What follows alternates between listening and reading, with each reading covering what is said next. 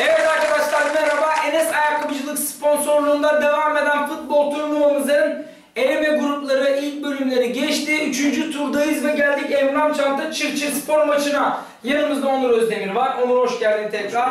Ali Cengiz zaten devamlı yorumcumuz. Ne olacak maç? Emrah Çanta geçen sene şampiyonu zaten. Yani herkes en kötü bir yarı final bekliyor Emrah'dan. Şu anda da zaten onu hak ediyor, bir oyun sergiliyor. Çırçır turnuvamızın yeni takımı. Zaten bir sponsorlukla geldi. Hemen söyleyelim biz. Ahmet Ercüment Aksak abimizin sponsorluğuyla geldi. Ne diyeceksin? Maç nasıl olur? Bir kişi eksik yendiler. Onur senden başlayalım. Tamam. Şimdi Emrah Çanta gruplarda izledim ben. Geçen turnuvada şampiyon olan takımın biraz daha yavaş hali aslında. Altında gibi gözüküyor. Biraz daha altında gibi gözüküyor ama kimse vites yükseltmemiş. Buna sakın aldanmasın. Çünkü hem forvetler hem de defansı. Zaten kalecileri de geçen hafta sizin yorumcunuzdu. Yanlış hatırlamıyorsam. Hüseyin buldu, evet. Evet, Hüseyin. Emrah Çanta. Bu büyük bir güç yani kaleci Hüseyin'in. Kesinlikle ben Emrah Çanta'nın yani herkesi yine aldatacağını düşünüyorum. O yüzden kolay maç olmayacak ama Çırçır'ı bilmiyorum. Hani bilmediğim bir takım üzerinde de yorum yapmak istemiyorum. Kimseyi de kırmak istemiyorum. Ama hani derseniz ki ne olur? Biraz sonra zaten yorumlarda tahminlerde de söyleyeceğim. Bu arada Hüseyin buldu. 6 haftada dün yediği 2 gol yedi. Şu anda turnuvanın en az gol yiyen, evet ya, 6 hafta 2 gol yedi ya. Defansına da övgü getiriyorum bu arada. Ya, tabii ki Cihan'ın büyük bir birkaç tane lider var abi. Orta sahada da defansif oynayan, yani gol yememek için parçalanıyorlar. Ali, senin yorumunu alalım. Şimdi şöyle oynadığı maçlardan gideyim. Bu hafta özelleri elediler 8-2 ile. Yani Hüseyin maç 8-0 iken 8-1 oldu. Bir bağırışı var. Şimdi gol yediği için yani. Çünkü 5 hafta gol yememişsin ya, inanılmaz bir şey. Yani o golü yiyince sanki elendiler gibi bir durum oldu. Ondan sonra tabi yapacak bir şey yoktu. İkinci gol de aynı oldu. Bir de şimdi yani Emrah Çanta zaten başladığı gibi yine favori olduğunu belli etti. Favorilerden biri olduğunu diyelim. Çırçır grubu son maçta yenilmesine rağmen rakibinin de yenilmesiyle çıktı. Ama Mahmut'la iyi elediler. Ama eleme maçına bir çıktılar. Yani gruplarda hiç görmediğim bir Çırçır gördüm sahada. Bir kişi yani yaklaşık 30-35 dakika eksik devam ettiler bir kişi.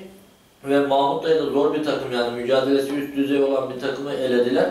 Yani eleme takımı mı acaba diye düşündürdü beni. Yani gerçekten Emrah Çanta için de maçın kilit oyuncuları desek kimi dersiniz iki takımda da?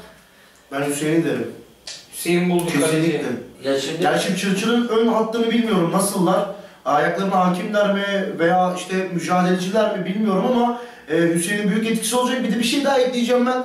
Han Connection ve Los Galacticos. Eğer Han Connection yener, Emrah Çanta yenerse geçen turnuvanın finali oynanacak. Çeyrek finalde oynanacak. Evet, çeyrek finalde, yani geçenin finali çeyrek finalde oynanacak. Olacak mı? Gibi yani öyle bir, ben tabii varsayım olarak söylüyorum bunu. Yani o maçı ben yemin ediyorum yani 3-4 liralık çekirdekli gelir, kolamı yanıma alır. O gün orada geçiririm. O maçta geçiririm. Emin olun yani Galatasaray Fener oynansa evet. Bir şey fark etmeyecek yani. O maçın yani önü de arkası da çok uzun olur zaten o. Öyle. Peki, yalnız bu maçta kilit oyuncu şöyle, yani Onur'un söylediğine katılıyorum. Hüseyin'e şu anlamda, tabii diğer oyuncuları bu aşağılamak gibi yanlış anlaşılmasın sakın. Şundan sebep. Çünkü Çırçır takımı genelde uzaktan şutlara daha fazla yönelen bir takım. Evet. Yani çünkü defansif bir müdahale pek olmayacak yani. Orta sahayı geçtikleri gibi Yusuf vurur, Akın vurur.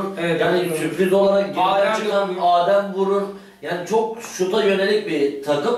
Yani o anlamda yani Hüseyin kilit olabilir. Tabii Çırçır'ın karşılık ama tabii şeyde de yani çok iyi silahlar var ya. Burak abi, şimdi Cihan tabii ki çok önemli bir oyuncu Emrah Çanta için ama Cihan Paçal da, Cihan Alataş yani takımın tam bir lideri ama dediğim gibi bu maçta ona çok fazla iş düşeceğini zannetmiyorum. Çünkü takım ceza alanına çok gelmeyecek. Yani tabii takımı öne çıkarırlarsa ayrıdır. Mücadele yine olacaktır ama Peki. ön tarafta yani Burak Şengül'ün Evet, zor. maça damga varacağını düşünüyorum. Peki tahminini alalım.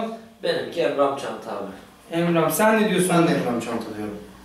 Evet ben de Emrah Çanta diyorum.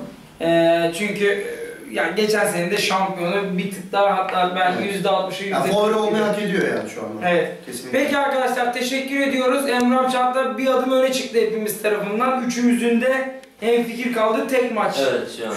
Evet şu ana kadar. Daha iyi oynayan, daha çok isteyen, şans kimin yanındaysa o kazansın. Bir dahaki turda görüşmek üzere.